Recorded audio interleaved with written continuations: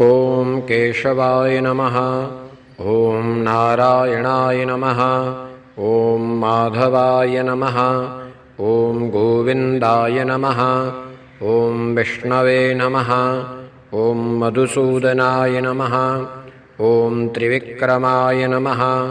ॐ वामनाय नमः। ॐ श्रीधराय नमः। ॐ ऋषिकेशाय नमः। ॐ पद्मनाभाय नमः। ॐ दामोदराय नमः।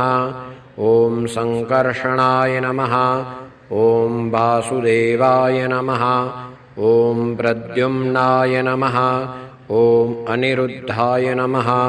ॐ पुरुषोत्तमाय नमः। ॐ अधोक्षजाय नमः।